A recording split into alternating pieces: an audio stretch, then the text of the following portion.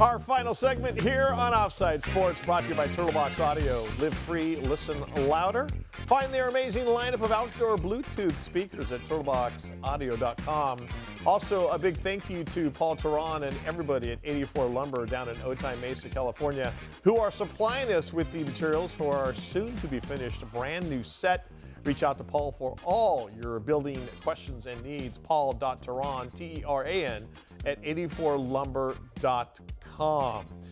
In a couple of minutes, we will get to the bets of the show. We'll let you know who is winning those standings right now. We also have a couple excerpts between the text chain, from the text chain between Dave and Allison regarding the Dodgers and the Padres last week in Los Angeles, and Tatis getting hit, and oh, there they are. Oh my God, look at that.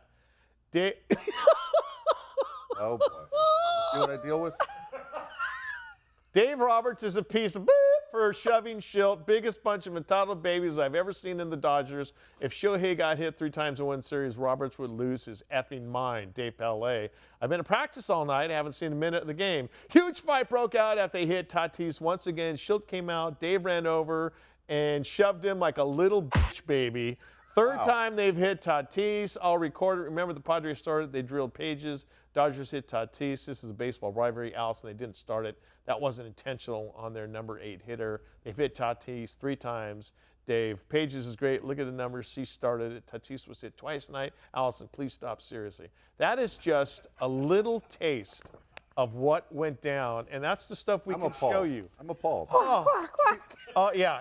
She's a mother. Yeah, I can't imagine what parent-teacher conferences were like. My goodness. My perfect angels could never do anything. Oh, He deserved an A, you baby boy teacher. Oh, my Lord. That's sad. All right.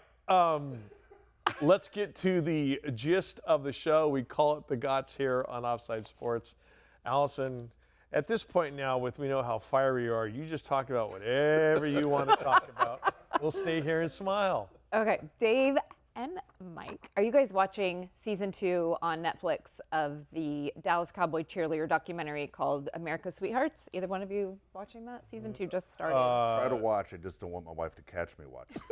It is actually really well done. I watched season 1 and I thought I enjoyed it far more than I thought I would. It's really about sort of the process of making the team, the auditions, the cuts that happen, and then they follow a certain, select girls. They're really their stories. There's a lot of mental health issues involved, and the pressures that these girls face. So season 2 just came out, and it was brought to light that these girls fought very hard for not equal pay, but better pay. They had been making $15 an hour, and they got a 400% raise. $15 an hour? Yes, they are now making $75 an hour plus $500 for most appearance fees that they do. So their contract, it's not just Sundays on the NFL field. Their contract goes from late July all the way through till June, where they are going to children's hospitals, events, golf tournaments, all these appearances that they make. Now, do they always send all 36 girls? No. But, they'll send maybe 5 girls, 10 girls, maybe the whole team in some cases. But these girls are making pennies for the work that they put in, the damage it does to their bodies that is chronicled throughout the documentary, which is fascinating. A lot of injuries, a lot of pressure. They have to be smiling all the time, always look happy. There's very much an image. And as the #1 most valuable sports franchise in history, to be paying these girls such little money, I'm glad that they fought for it, and I'm glad that they got it.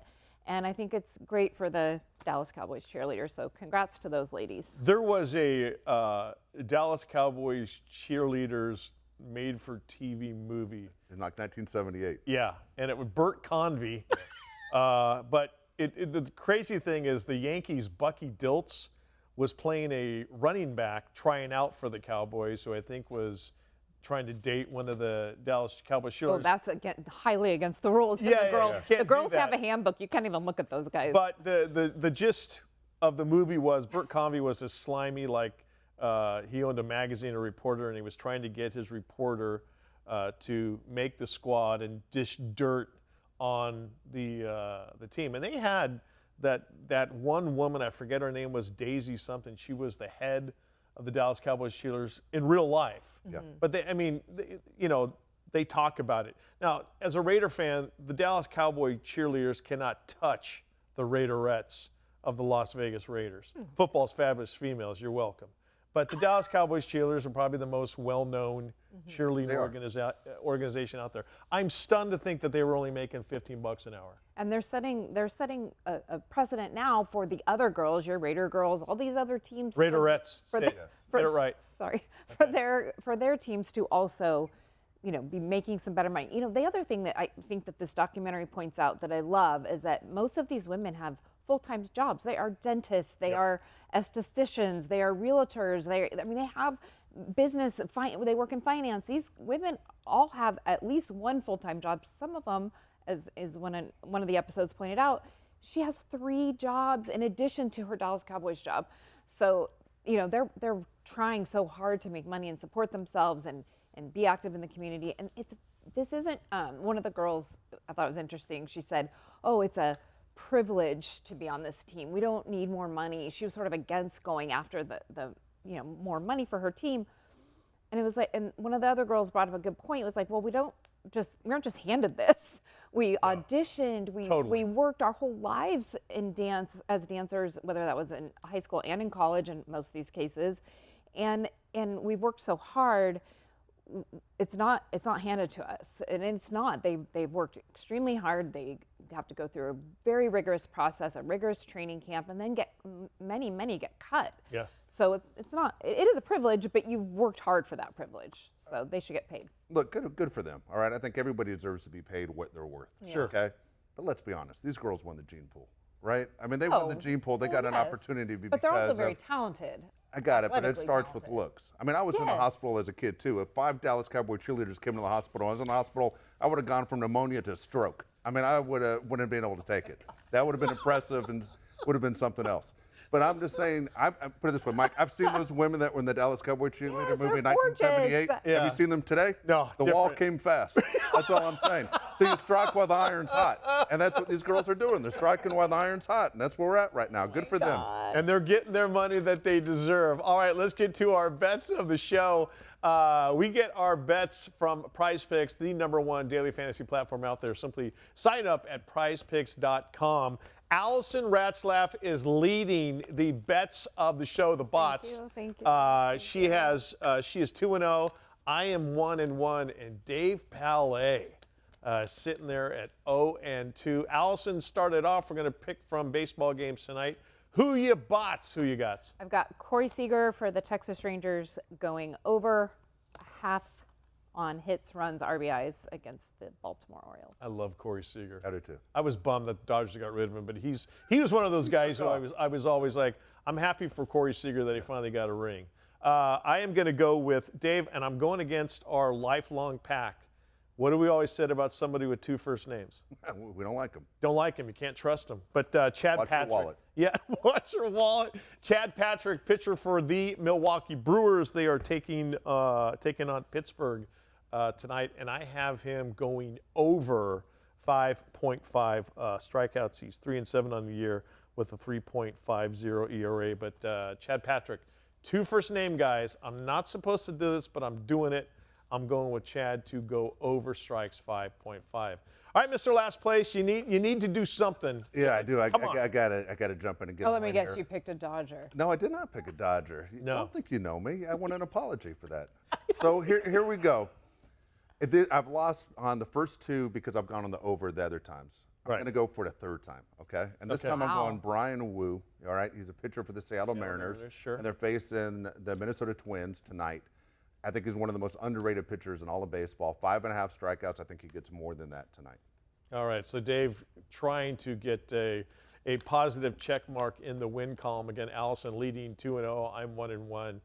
He is 0 for 2, excuse me, when you think about it. Again, prizepix.com, that's where we go to get our daily fantasy choices. Easy to sign up. Go to prizepix.com.